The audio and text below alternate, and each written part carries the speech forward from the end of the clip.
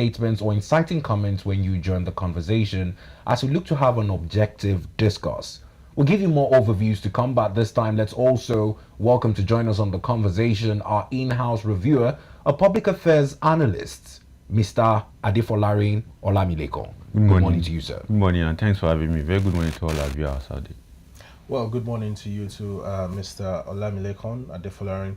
Let's set the ball rolling, shall we? Very interesting headline today we are seeing on our various newspapers. Yes. You know, quite catching the phrase and the tense, the paparazzi, the flamboyant activities that is surrounding the protest that is coming, both from the government, the promoters of the protest, the people that want to participate in the protest, the political parties are also showing their voice, and everybody, including the media, everybody just bringing out what they think should be the best. I think the bottom line is everybody wants protest, but nobody wants violence. And as the Constitution says, it is the right of people to protest, but also it is also only part of the will of the people to protest, but not on the will of elements that want to use the protest to cast anarchy. Talking about elements, whilst it is constitutionally enshrined for people to protest, we're seeing anti-protesters hit the streets already. Exactly. Certain groups have brought up placards that are saying no to the protest. What's the dynamics for you? The dynamic goes back to, if we really want to be critical about this protest, I was doing some dissection of the issues, and I said on a sister station, I said, there are two types of hunger. There are real food hunger. Then there is hunger for political power. You get it? Now, the people who are really hungry never find it in their subconsciousness or their consciousness to go to the street. But people who are hungry for political power take that as an advantage and throw it at the people who are hungry and said, if you go to the street, your hunger will be met, and our own political hunger will also be met. I hope you get what I'm trying to say. So there are two sides of hunger to it. There are people who are really hungry, Nigerians who are hungry as a result of the hardship. But there are also people who are hungry for political position. And it is because of that, that's why I say that the government is doing everything possible to say it is the people who lost election that are promoting this particular protest. And they are not far from the truth, because from the place it started from the rank and file of groups of people who felt that we are not there. These people are there, and they are not doing as expected. So let us rock the boat. And they discover that there's a consciousness of people around that are very, very angry with the system because of the policy that is not working as expected. So they catch on that and they throw it at the people and say, let us go to the street. We are all hungry. But the people who are forgotten, there are two types of hungry here.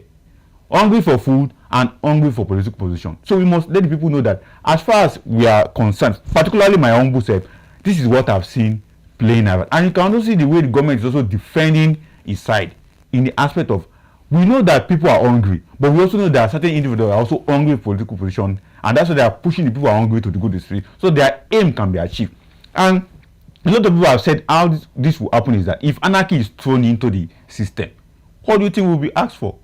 Maybe the military will take over, maybe a new election will be conducted, and it will be to the benefit of the people who are saying strong assertions this morning. Exactly. The thing is that, you know why I'm putting this way, so that we can all understand the context of the situation and found it. Definitely, it's not because people are hungry that people want to. I mean, during Buhari era, people were hungry, very, very hungry, to the point that they wanted to go to the street, but they were not able to go because there was no political will or real political commitment from the people who think that they can promote such. But they have found opportunity to push that out. Well, we also have seen a report that the protest has already begun in neighboring Niger State. Exactly. And I'm not sure why it's not on the papers this morning, but the protest has also sort of begun in the FCT as well, because we've seen social media reports, pictures and videos of people with placards and banners walking across the central area and protesting that they are hungry. And yet again, the security agencies are beefing up and sending men across the country, across states in the country to protect the citizenry, lives and property and all of that. We are seeing yet another violent tendency to this. What's the twist here? What are we? I think the issue is they may not be violent immediately at the protest ground. For someone I've led protests and participated in protests, I still participated in protests about 2 months ago with the NLC. because it is very well organized. Now, this is what will happen when protest comes forward. Yes. Now, at the point at the barricade where the protesters want to move into areas they knew naturally they don't supposed to be there, like market, like where we have government facilities, like central area, that is when the violence will start. Or within the protest rank, or within the protestants rank, there is an agitation that, okay, our demand for this is not measurable, but let us continue to call for that. That's when the violence will start. But for what we have been seeing so far since yesterday in Abuja, like the one that happened in Niger State, happened along the Kaduna Suleja Road. It wasn't that kind of a serious kind. It was like a protest from motorbike men and More from like a demonstration. They were demonstrating against what is happening, and you can see that some of those protests was not, when people were asked, let us talk to you, why are you protesting? Some of them just kept mute. They don't want to talk because it was a leaderless protest. There was nobody organizing. They just feel like they have demands, and there was no concrete demand. And you see that when that news came out, the Niger State government came out and said, no, that was not resident, indigenous of Niger State. There could be some element who just want to foment trouble, and such protests could lead to looting. Because if not for the timely intervention of the security agencies to police, okay, you guys are protesting, who is your leader? Nobody could talk, and it's okay, they disperse them. So you're suggesting that these people who we saw protesting in both Niger and Abuja, just elements who are riding on the winds of the protest that is yet to begin. Exactly, like the one that happened in Abuja, you can see them with t-shirt and face cap. Yes. They were the anti-protest of what will happen on the 1st of August. These ones were like... We saw the people who were protesting against the 1st of August protest. Yes, but exactly. then there were also people who were protesting against bad governance already in the FCT. We unfortunately don't have the pictures here, but I've seen that on social media. Exactly. Although not in mass, but just a handful of people, about 3-5 people walking together on the street. That could be a solo move, a solo protest. A solo protest. Yes, those could be found to be very genuine individual who are protest because they don't have any backing of anybody. Nobody's giving them a face cap of t-shirt. But the issue still remains that they may not have the numbers to be able to pull the string and attract attention. That's why the new journalists will see such protesters and take their picture, because you see that there is nothing concrete from them, and there is no official organization around those set of people. So that could be it. But the ones that wore t-shirt that we saw yesterday were people who are maybe sponsored, because particularly if you are wearing t-shirt and face cap in a protest ground, it has been sponsored.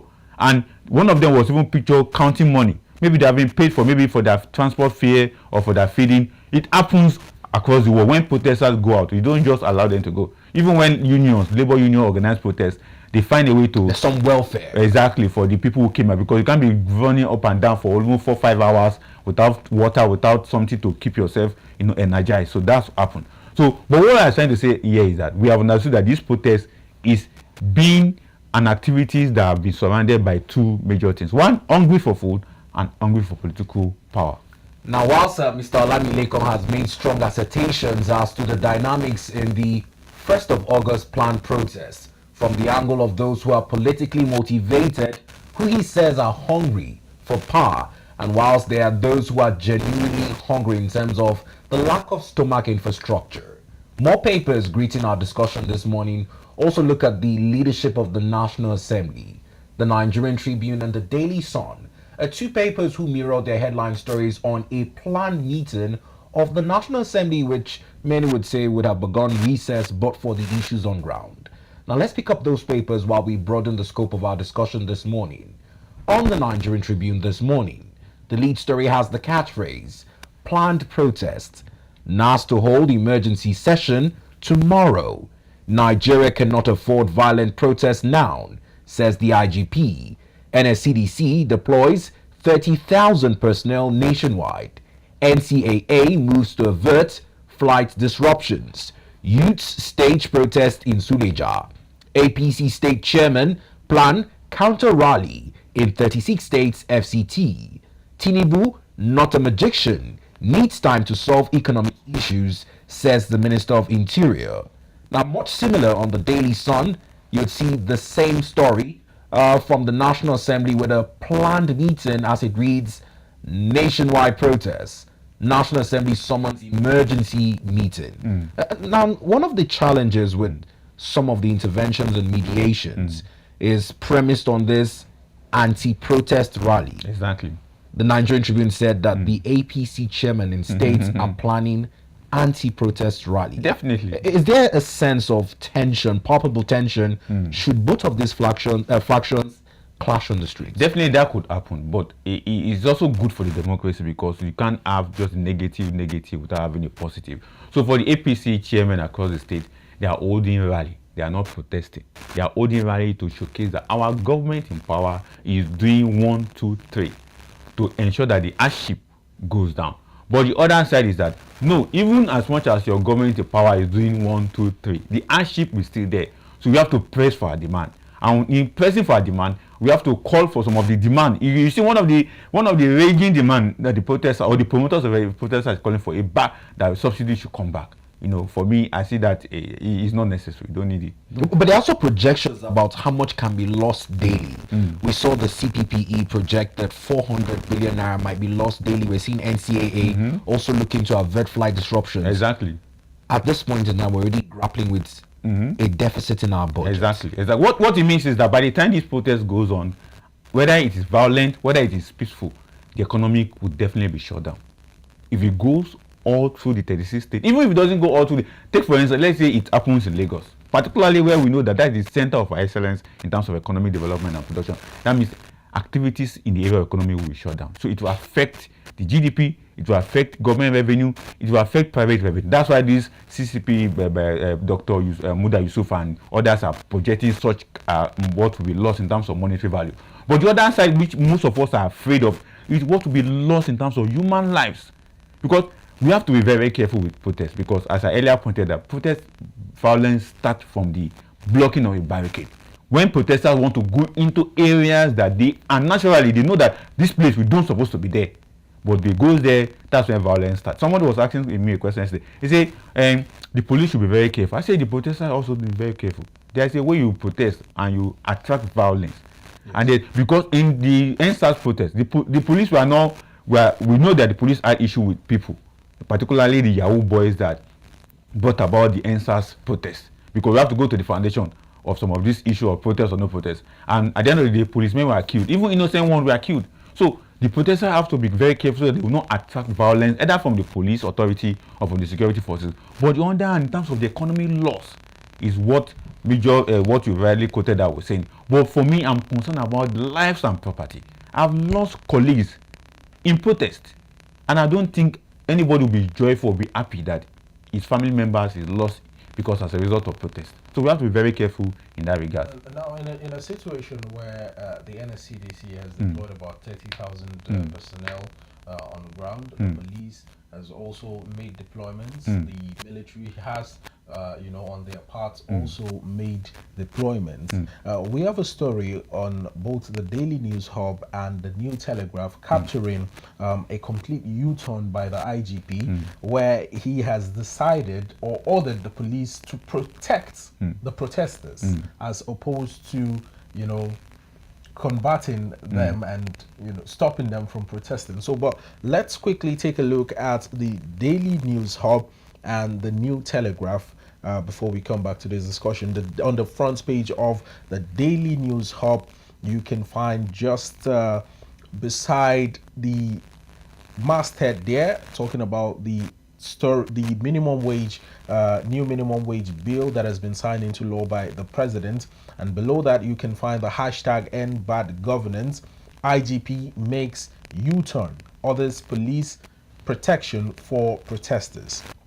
Directs senior police officers to comply with group lawyers' request as hunger protest begins in Niger State. Placard bearing youths storm streets, denounce government. And on the front page of the New Telegraph, you can find the story. August 1st, youths rage. IGP orders police protection for protesters as Senate calls for emergency session tomorrow. Straplines say Tinubu already addressing youths' concerns, according to Idris. FG directs VCs to secure safety of students, staff on campus. NYCN presents 8-point demand to government. Citizens have rights to protest, not to destabilize Nigeria. Akpabio, as hundreds of youths block road leading to Abuja. OPS calls for peaceful engagement, and lawmakers have not deserted Nigeria. This is according to Abaribi and Carlo. I think this is also a very interesting headline. I remember last week, the IGP was talking about issue about the protests, and a lot of newspapers went and said, okay, he was against protests. I think for those of us that were in the media space, we understand he never made mention of stopping people from protests. He only read out what he expected people who are going to organize protests to do. Get it? No, but because of people want to get a very, very attracting headline, framing headline newspaper, they just put it as a way that, okay, the IGP was against the protesters. No, that's not what really happened. And again, in terms of the IGP, the police, the security, putting up all this massive deployment, it is for the safety of everybody. It is not for showmanship or to show the But spirit at first, it didn't seem like that. It seemed like that. they No. were to avert to avert any occurrences of it. Yes. But you know one thing about the Nigerian state. Nigerian state has a character, and Nigerian state have a nature.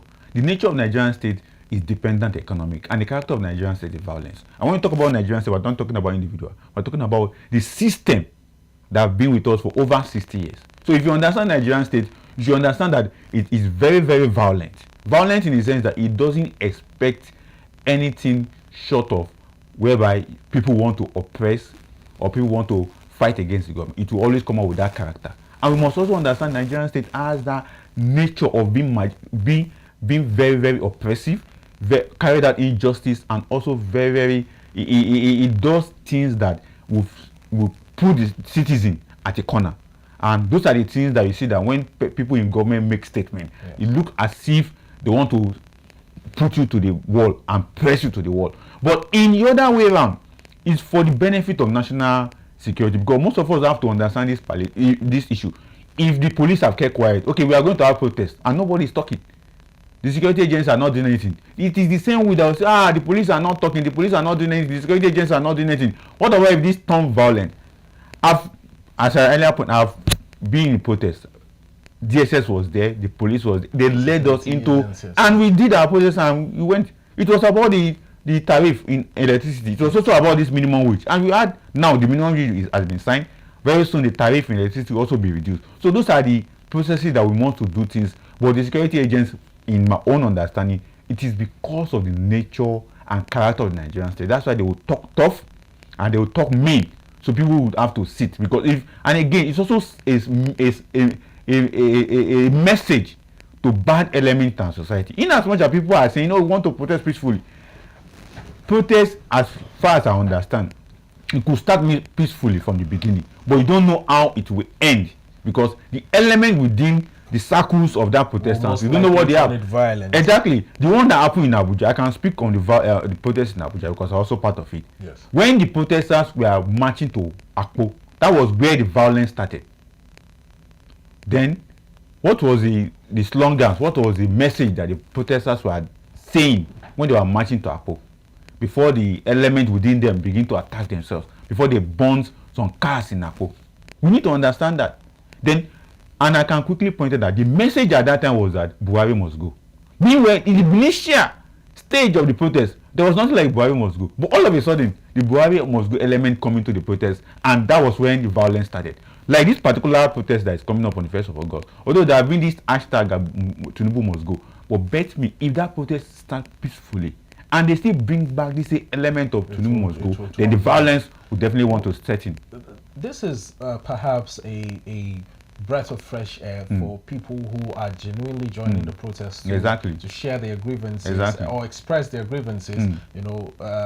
However, considering what happened about 4 years ago during the NSAS protest, the protesters didn't have a good time with the security agencies at all. It ended very, very terribly. Exactly. How trusting can these protesters be of the IGP statements, the police that have been deployed, the NSCDC personnel, the military?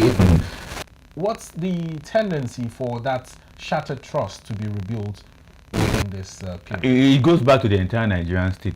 Most of us don't trust the Nigerian state. It's not because Tinubu is there today we don't trust Nigeria. That trust, that mutual trust, have been broken very, very long time ago. So to rebuild that mutual trust is for people in government to work on their promises and what they intend to do for Nigerians. For instance, the President Tinubu promised us CNG buses, 3,000 of them. Have we seen any of the buses? He promised to ensure that the 4 refinery work.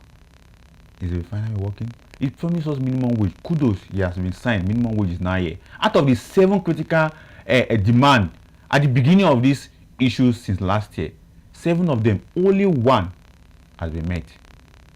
Okay, I could also say 2 because he has been releasing grains of food. But who are the people seeing this food? Yesterday, we were also hearing that bag of rice from the government side is now 40,000 naira. And I questioned someone that put that news. I said, government want to sell rice 40,000. Does government have the market to sell it? Does government have the shop to sell it? You will see hand over those rice to individuals to go and sell it, and they will keep their own price on it. So out of all the 7 demands that we critically people demanded from government last year, just 1 minimum wage has been signed. The rest have not been signed. So when the trust building, we want to rebuild the trust between government and the citizens, when the promises are always on a failing platform, there's no way we can trust the government. On this issue of a security agency, because of the challenge we have had with security agencies, when you say bail is free, but when you enter police station, they will still ask to pay for bail. And when you ask them for the receipt of the bail, they will tell you to come back. Coming back, that means you will not even see the IPO or the person that was in charge of the case. So that trust has been broken for a very long time. And again, don't forget that we also have this military mentality and the culture of whereby in the past, because of that intervention of military in our politics, a lot of Nigeria doesn't trust the military or trust any security agency because of the character of the Nigerian state. I'm still saying it, the violent nature of the character of the Nigerian state is what makes many of us not to trust. Would you blame the Nigerian citizenry for not completely having that faith and trust in the Nigerian military with regards to situations like this now? Would you Now, let's also put in perspective Exactly. that back in 2012, a lot of persons still reference this as one of the moments protests were allowed to be free and fair. Definitely. The president also still re-echoes his participation in that protest as well on the President Goodluck Jonathan death, the Occupy Nigeria protest. Exactly. Many cited on the part the government played in not having to send any force into the dynamics as one of the reasons why it went largely free and peaceful. Exactly. Do you think that the deployment so far has somewhat brought into the consideration Shiroke is trying to bring this anticipated tension that shouldn't have been there in the first place if it would be approached with the same philosophy that Dr. Goodluck Jonathan approached it? Definitely it would have, but you need to also remind that people security were deployed. I was in Abuja. I had a couple of comrades who are in Lagos who participated in Lagos protests. In Ojota, police were there. But the difference was that at that time it was opposition party and a ruling party. And at that time, if you also remember what was happening in 2012, it was as a result of collective organized protests by unions, by labor, not politicians.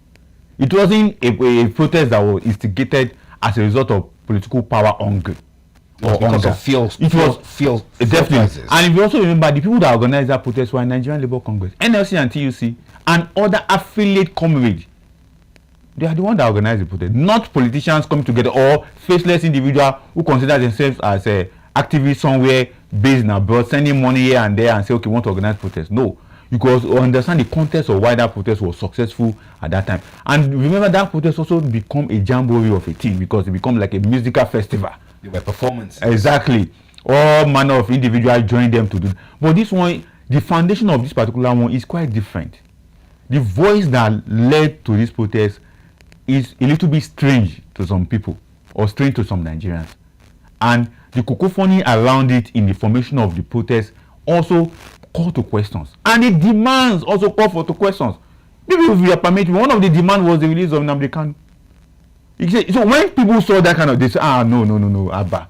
This one is quite different from 2012. Although we can also see that the 2012, there's something very critical about 24. The noise around the 2012 was not the removal of Jonathan. Nobody was calling that Jonathan should resign. Nobody was calling for... But they had more like dehumanized him, They were carrying coffins at that protest as well.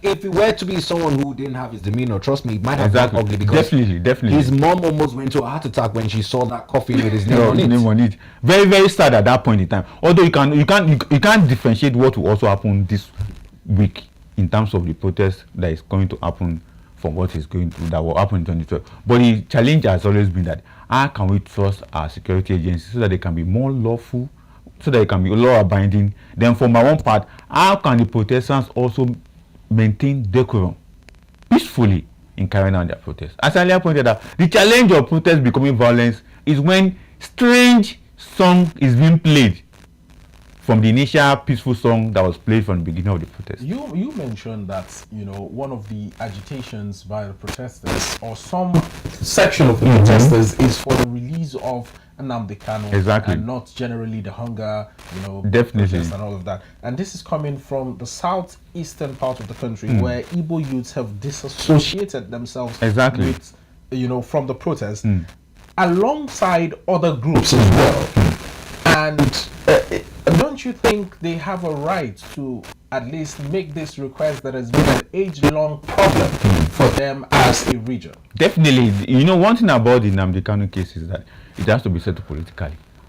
But ask me, the people who are asking for his release, how much of understanding do they have about what really happened within the period that Nnamdi Kanu have been incarcerated? That's one. Then two, should that be one of the key issues when you say it is hunger protest? You allow that to be settled politically, and it has already, the working of that particular release is on, which I personally believe that the president will even answer to that, because all the court cases as we stand right now has been struck out. It's just for the political understanding to come in.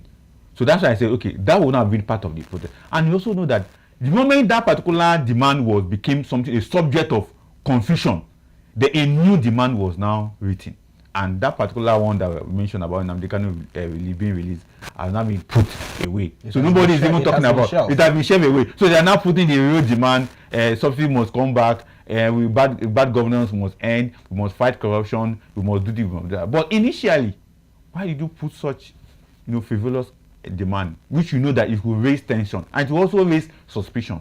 So in my own understanding, if you want to do protest, if you want to make demand on government, ask for measurable demands that that the government will do it. You can measure it, whether it has been accepted or it has been done or it's not. You can see what the Labour have done now. They asked for 7. They have gotten 1, which is very, very paramount to them, because for NLC, that's minimum wage is very paramount, and the condition that government gave in answering them was very suitable. Every 3 years, not 5 years again. And that's why Labour is very happy at this point in time. Well, in a polity where security is being beefed up in preparation for the August 1st anti-government protest, many groups are backing out of the protest, and the president as well is calling for a dialogue as opposed to protesting. We can see this captured on 2 national dailies this morning, the Leadership newspaper as well as the Daily Times. Let's quickly pick up the Daily Times newspaper together. On the front page of the Daily Times newspaper, you can see just below the masthead the headline story, "We need dialogue, not protest," according to the FG. Says there is likelihood the protests may be hijacked by unscrupulous elements, may turn violent. IGP bows to pressure, orders DIGs, CPs to protect protesters nationwide. And on the front page of the Leadership newspaper, you can find the story on the front page of the Leadership newspaper. 2 days to go. More groups back out of planned hunger protest. 2 days to go. More groups back out of planned hunger protest. It's a plot to topple Tinubu's government, APC alleges. National Assembly holds emergency session tomorrow. Abuja traders insist on no protest. Residents stockpile food. And IGP orders protection of protesters. Exactly. The new developments here. Exactly. As I earlier pointed out when we started this discussion, I said there are 2 groups and there are 2 issues. hunger, real hunger for food, and the other hunger for political power. Yeah. Now we can also see the dimension of people who support the protest and people who go against.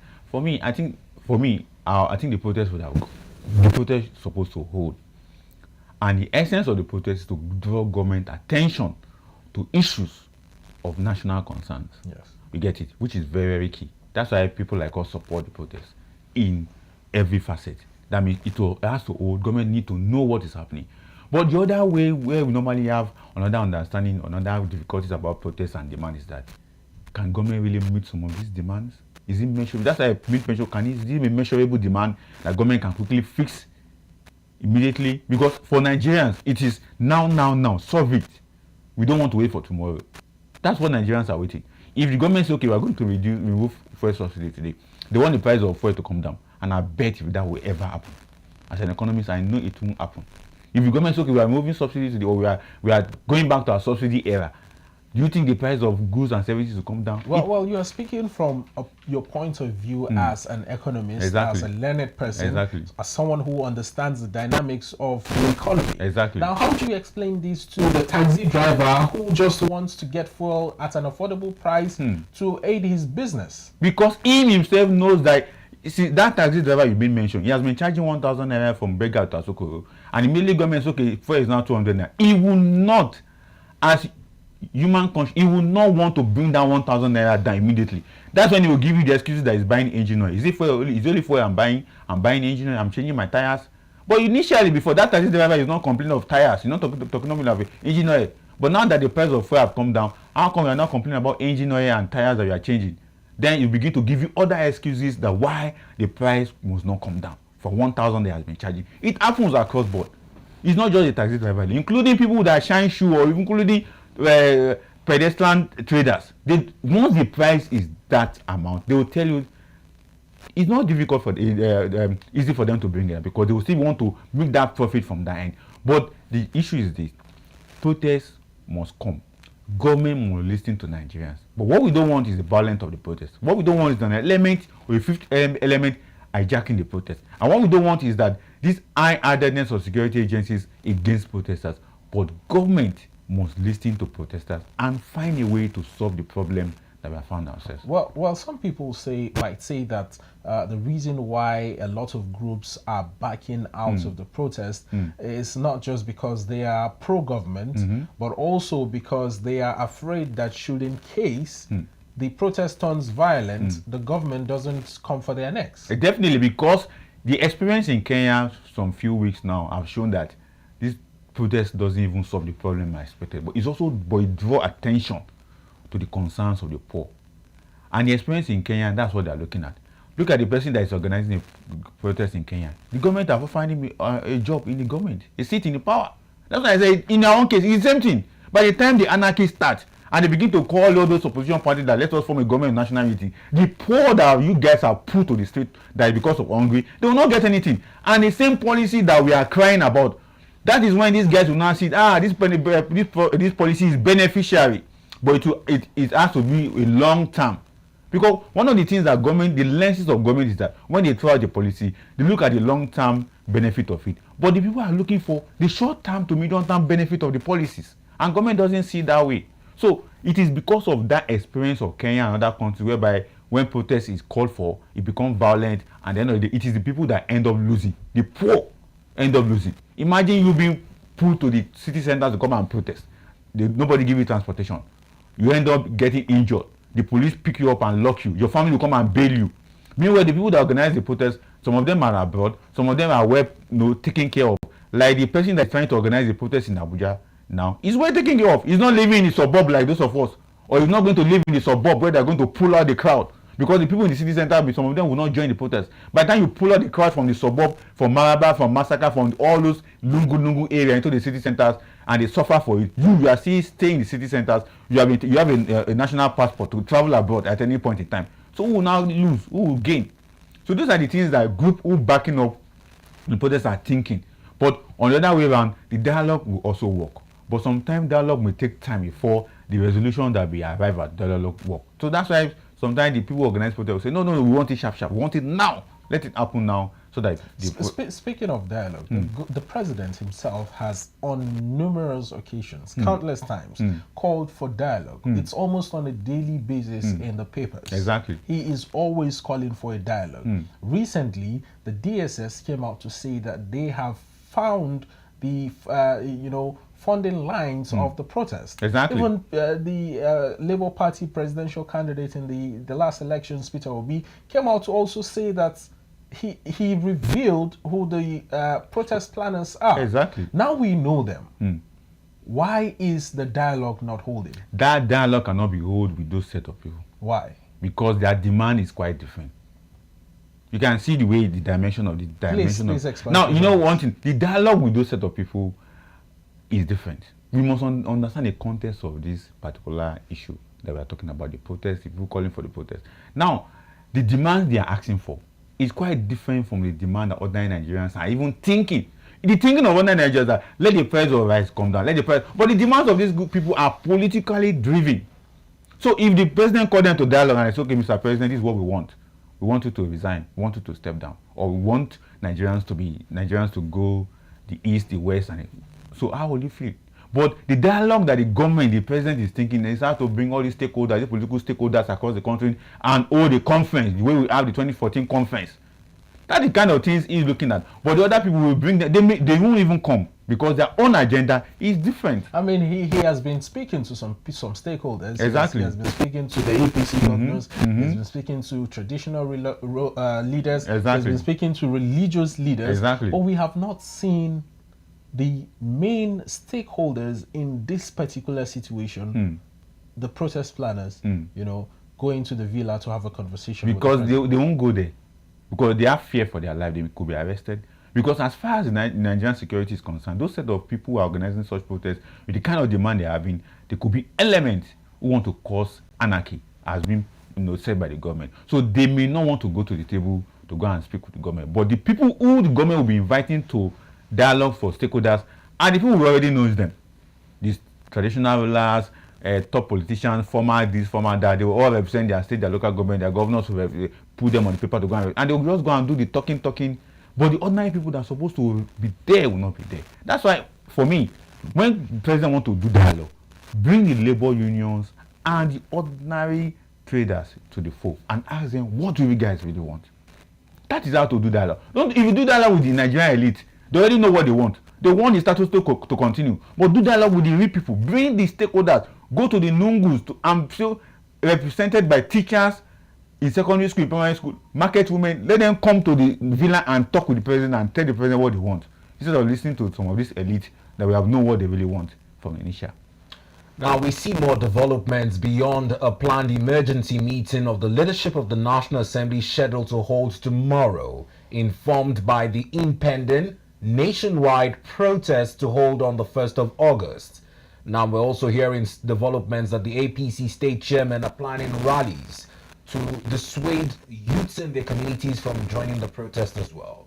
Now, whilst the majority of the newspapers this morning have largely dwelt on the issue at hand, our next newspaper looks at it from a different angle in terms of its lead story. The Nation newspaper this morning looks at the assent to the new minimum wage bill by President Bola Ahmed Tinubu, and it's from the twist to the normal 5 years, 3 years for a review. Let's pick up the Nation newspaper as we get fresh perspective. You find the picture of prominence there with President Bola Ahmed Tinubu assenting to the bill, as the lead story reads. Law compels all employers to pay 70,000 naira minimum wage. President signs bill. TUC calls for just, fair, consequential adjustment. Now, the challenge here is also having listened to most of the comments made by the president of the Senate, Senator Godswill Akpabio, where he said even for menial jobs, if you employ a cleaner, whoever it is, you have to pay 70,000 naira. Exactly. A lot of persons are looking at the economic realities now. This consequential adjustment will also put pressure on the government in the next 3 years. Exactly. Should we continue to live in a budget with a deficit? It's quite interesting that on the economic side, when this issue of new minimum wage came in, the side that the government was painting for us to understand was that this will cause more deficit on their side if the revenue doesn't show up. But luckily, last week, the Minister of Finance came up and said, okay, the debt, revenue to debt has reduced from 92 to 67, and they are trying as much as possible to reduce it. What it means that in this year alone, government is making more money to come into the coffer of federal government, which eventually go into the federal allocation and the rest of them. But on the side of minimum wage, 3 trillion has been added to 2024 budget so that it can capture the payment. And one thing most of us must understand is just in the Ministry of Finance, I mean, all the ministries across board, all the agencies of government, nobody is collecting 70,000. The starting point is at 110,000 for any staff of government. The starting point is 110,000. So the 70,000 is just like the benchmark, but the starting point for every government employer is 110,000. So that's what is happening, and that's why the increase in the budget allocation will come in 2024. But on the other side, for the private sector, where would they make the money from in this, very, very sticky, glooming economy as some people have painted it? It means that they have to increase their service charges. They have to increase whatever they have been doing so that they can meet up with some challenges. And again, the challenge also comes that some of them may lay off staff.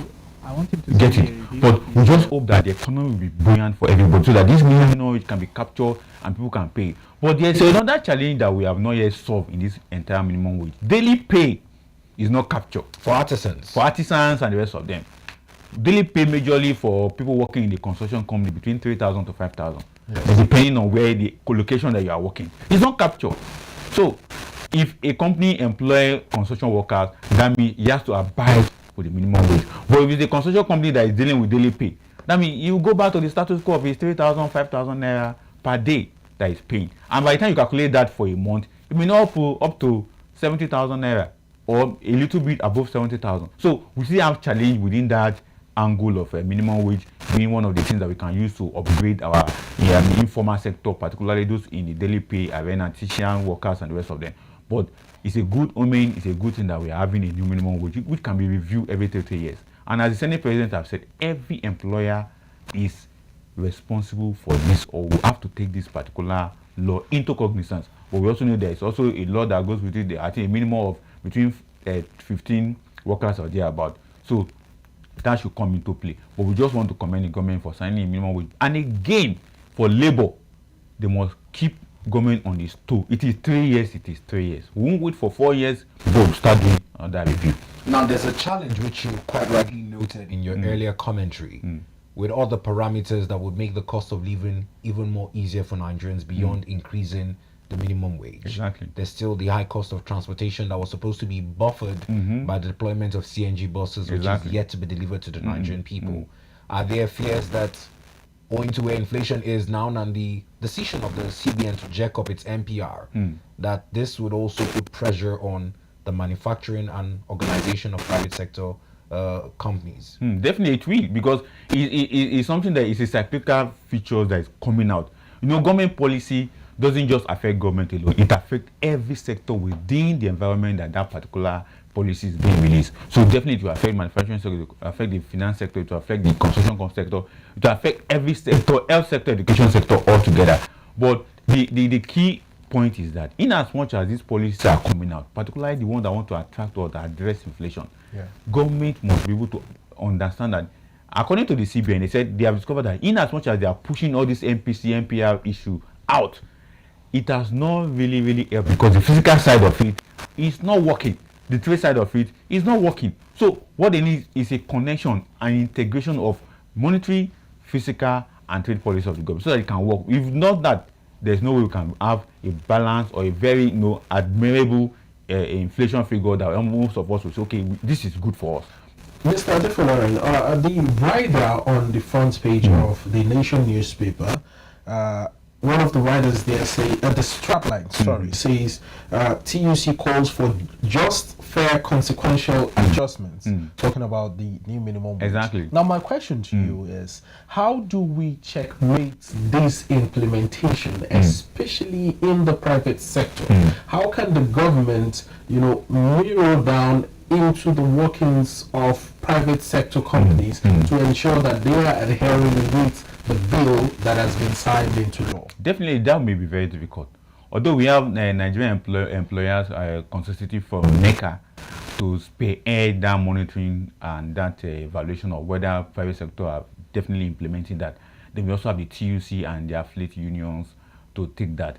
But definitely we may have challenges in implementing at the private sector. But we hope that majority of them would definitely want to implement it. But although they will have their excuses in the sense that the economy is not buoyant, they are not making more profit, they are not making more money. But the question normally through at private sector is that most of you are engaging in branding, most of you are engaging in some things that eat up part of your profit. But at the end of the day, when it comes to workers' welfare, you normally have it to take the back seat. So it's now the time for NECA to work, the TUC affiliate, because TUC affiliate, majority of them are in the private sectors. That members of TUC unions, the majority of them are in the private sector. It's now time for them to sit up. But on the government side, we know that the government will be compliant with this particular law, particularly federal government and some states. But where we may have challenges is states who are still showing that evidence that we are lazy. We don't have much to give in terms of welfare, in terms of paying salaries for workers. Those are the states that we may have challenges. But NFC have promised them they will shut down those states. And that could lead to a crisis for those governors who may fail to pay salaries. But for the private sector, what we just need to be doing now is to encourage them to pay. But we must also try to alert them that this does not necessarily mean that you have to begin to sack your workers. Yes. We have to let them that could likely lead to a mass retrenchment of workers. Exactly. So we must encourage them that this money paid, but that doesn't mean that you start sacking workers. It doesn't call for that. But we also need to encourage that government need to see how it can encourage the private sector. I'm not saying they should give them the incentive, because when you say government encourage private sector, the first thing that comes to everybody money, start giving them money. I was going to come to okay, that. let me allow you to land. I was going to come to that, the issue of incentives. The private sector employers, have, during the signing of the bill into law, made a call that the government should show some sort of support to them to be able to pay the new minimum wage. But you rightly kicked against Definitely. What other measure can the government take that could be support the that private could be tax sector? holiday, that could be tax credit, that could be waiver. Those are the areas that government support businesses, not giving them money. Now, quite interesting has been a new deployment, the NYIF. Exactly. What do you make of that? It is quite a very good policy that if we can manage it and ensure that it is done in a way that Nigerians can understand how that policy works. Because there's one thing about government policy. Every government policy that you see, it has its good side, it has its negative side. But most times, people who are engaged in it, if they want to discover that that policy will bring them the best of it, they also want to find a challenge around it. Now, just like Chijoke asked, whether incentives, why am I against incentive? I'm against incentive, financial funding incentive. I'm not against other incentives that come in the way of support in terms of tax credit. Incentive funding, because we have discovered that when government give businessmen money, they don't put those money into those business. They divert it to other things.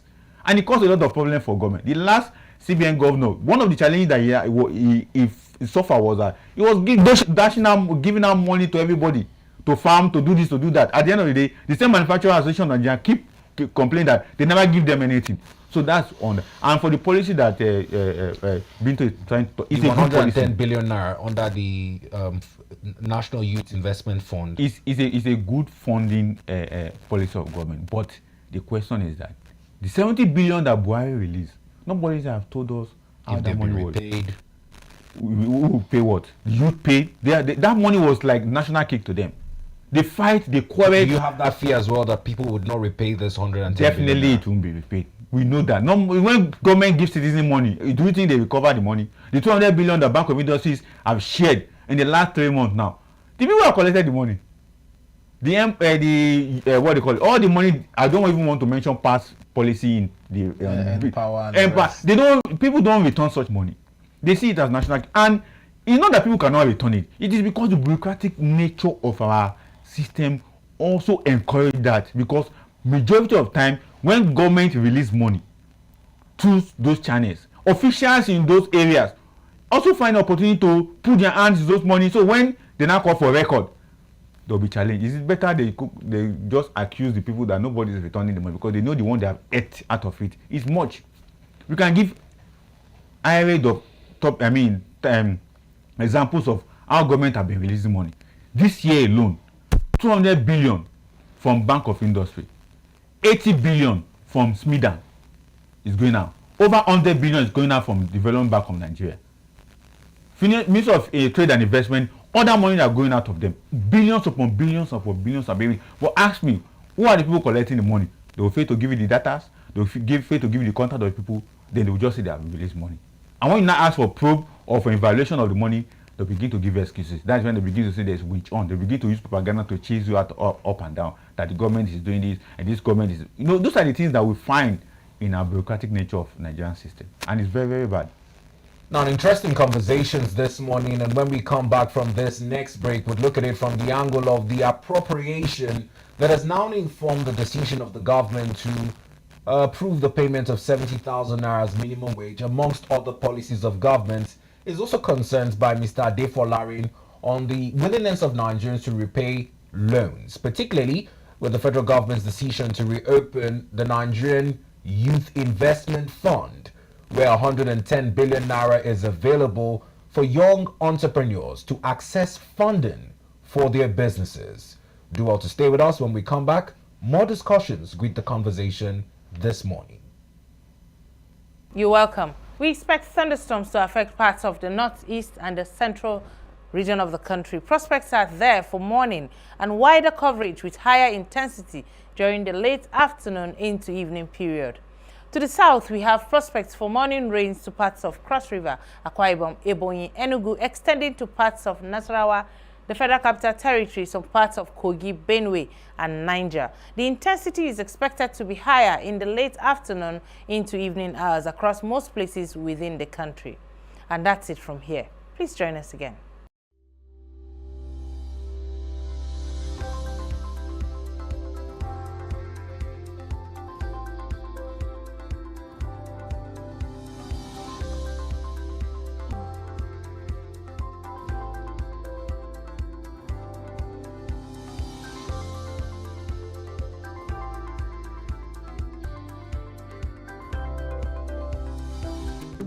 In a nation rich with history and culture, Nigerians face challenges that test the resilience and spirit of our people.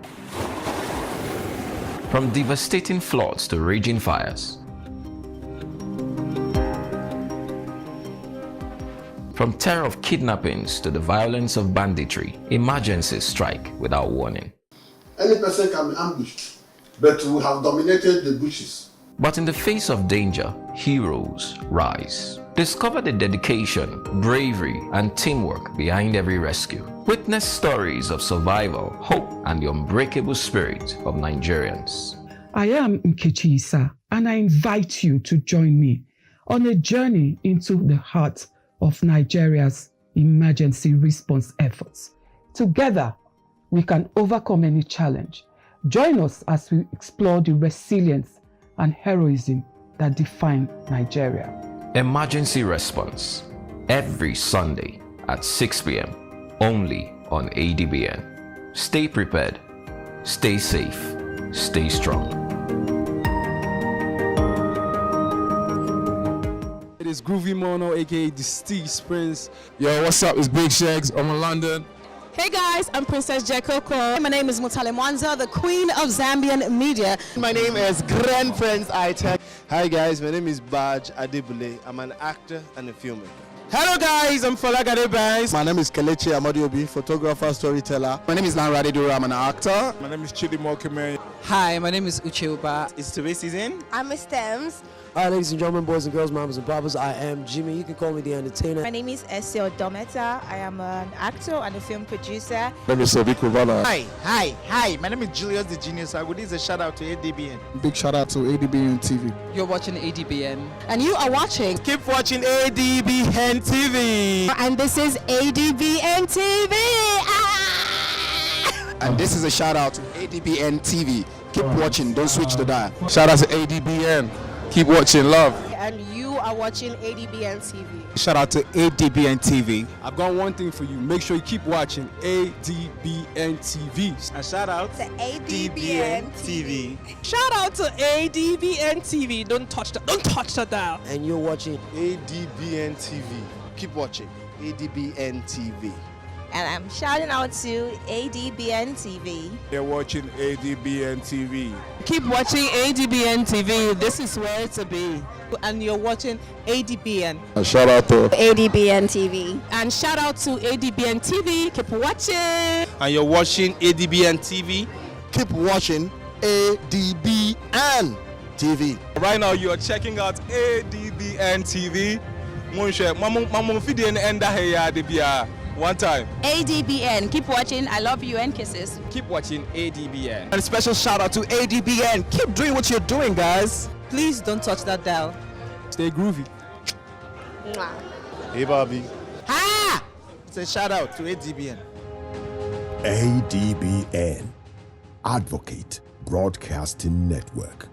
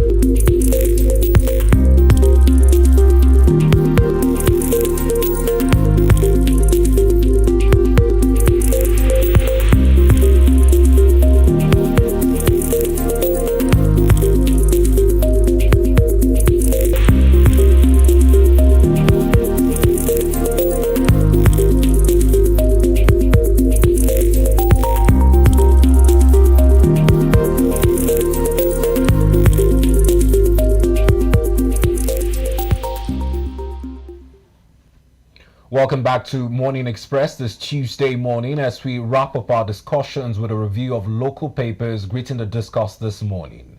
Our next call is on the front page of the Nigerian News Direct. Now, yesterday, social media went agog with images of Nigerians queuing up at MTN offices nationwide, disgruntled over the blockage of their SIM lines over their failure to link them to their NIN. This morning, above the masthead on the Nigerian News Direct is a splash story. Mean SIM linkage. NCC orders reactivation of blocked lines, urge Nigerians to take linkage seriously. Now, whilst we continue our conversations on the improvement of 70,000 naira minimum wage, it is also from the angle of the upper legislative chamber, as the headline reads, Senate to pass additional 6.2 trillion naira to fund new minimum wage. As Tinubu signs 70,000 naira minimum wage bill into law, ends months of deliberation with Labour. Now, a lot of persons looked at the first development before we get to the part of the upper legislative chamber as one that was timely in terms of the intervention of the NCC, saying that should that agitation have spiraled over into the 1st of August, it'll be different to divorce agitations based on NIM from the end bad governance protest. Very well, because most people would have interpreted it to mean something else, particularly, you know, when I was discussing this with some friends and colleagues, like, no, government was very intentional. Why is it at this point in time that they now block people's SIM? And I asked the question, I said, we have 4 network providers. Why are they not blocking the other ones? I won't be able to mention them. So why are they not blocking them if government really want to use it to cripple the protest? I said, one, over the years, since these NIM issues came up, the particular network provider that blocked people's SIM, I've been sending messages, including my own self. Even when you have done it, They are still sending you message. They are still reminding you to go and do it. But just like the lackadaisical attitude of Nigerians to always wait on deadlines. Wait on deadline. And this time around, there is no deadline. But somebody argued that and said that because of this nature of this kind of data, that we shouldn't have a time bound for it, that it should continuous, which I also agree. But I also say that even if we allow that to also come in, we should also put a check so that Nigerians can be conscious of doing things at the right time. But I don't want to go into the deep arguments whereby what about our leaders? What are they doing? Are they doing time-bound issues? We are always doing this, are always doing that. But I say for these particular issues, let's look at it from this angle. If they really want to use it as to cripple the protest, they can't even use it. It's not possible. Nigerians have been organizing protests even without sending text message and the rest of them. But the issue just remains that the aspect whereby the protest will be reported in a way that could be fast, could be in there. But that doesn't mean the protest cannot take place if it wants to take place on the 1st of August. Now let's quickly cross over to the role of the upper legislative chambers in ensuring that we have a consequential review of this national minimum wage, especially in amending appropriation to facilitate the payment of 70,000 naira. Exactly. So on that regard, the 2024 budget was about 28 trillion naira. Now it's going up to 34 trillion if by the time we add this current 6 trillion on it. Yes. But out of the 6 trillion, it is divided into two. One is for capital, one is for recurrent. Now the recurrent, the talk is about new minimum wage has come into place. Then the capital talked about the review of the road construction that is going on. If you remember, about 2 weeks ago, the president stepped down the memo from Minister of Works pertaining to the money to be spending on road construction and the rest of that. And they will discover that there are some road projects that their costs need to be reviewed so that the more funding can be allocated to them. And that's why they are coming into the 3 points out of the entire 6 trillion that is coming up. Yes. But for me, in as much as Nigerians are seeing this money being signed into budget, they are not feeling the impact of the money literally or in real sense. Because when you teach or talk about budget to ordinary Nigerians, they think that the budget money, they should be seeing it in their kuro eye like this. Well, considering the number of people in the country, millions of Nigerians, more than 200 million Nigerians, certainly they would not feel the impact of such enormous amounts of money as quickly and as effectively as they would want to feel it. Don't you think so? Definitely, but people that are feeling it are feeling it. I've analyzed this budget in a more critical way some time ago. I said, in Nigerian budget, either at the state level or the federal government level, there are 3 categories of people that feel the budget of Nigeria. Yes. The civil servant, the public servant, the political appointees, and the contractors. These are the people that enjoy the budget of Nigeria. It is the trickle down from the civil servant when he goes to market, when he buys wealth, when he pays for his house, when the others feel the impact. It is also on the part of contractor. When the contract is given, they begin to employ people to do some short-term to medium-term jobs that will not be sustainable for a long time. Like construction work now, the moment they finish the project, employment in that aspect end. Those are the aspects that Nigerians feel the budget. Then like palliative, the government normally give out some some food item, and those are the aspects that. But the real aspect that they want to see them getting part of the money. Like the federal government have promised they're going to be giving unemployed graduate Nigerians some stipend. It's part of the plan to cushion the effect or to stop the planned protest, which Nigerians are expecting. If that happens, definitely they may have a relief. But in real sense, we don't feel the budget as expected. Now, in closing, Mr. Adefolarin, the president has issued a directive to NNPCL to start selling crude oil to Dangote refineries as well as others in Naira. This is captured on about 3 papers this morning, but let's just take the This Day newspaper and take a look at the headline there on the front page of This Day newspaper. Just below the story, under the masthead there, it reads, Tinubu directs NNPCL to commence crude oil sale to Dangote, others in Naira. Let me quickly get your take on this in just a few words as we wrap up this segment. The issue is that this is not the first time the federal government will be promising to sell crude oil in Naira to Dangote. If you remember during the Buhari era, just the tail end of Buhari government, that was what promised. What changed the narrative? That we're now having issues, nobody knows. But now that a new directive has been given, and we also remember there's a new Nigerian oil and gas executive order that want to focus on local content. We just hope that the implementation ability will be on the part of the government. Tomorrow, we'll not hear a new story that because of our NNPC recovering, we cannot sell crude oil in Naira to anybody. We just hope that will not happen. It's a good one that it has come. We just hope that it will be implemented and it will be done to help Nigerians out of this hardship that we are. Well, we must thank you. This is where we draw the curtains to a close on our local newspaper review. Appreciate you for your objective comments. Thanks for having me.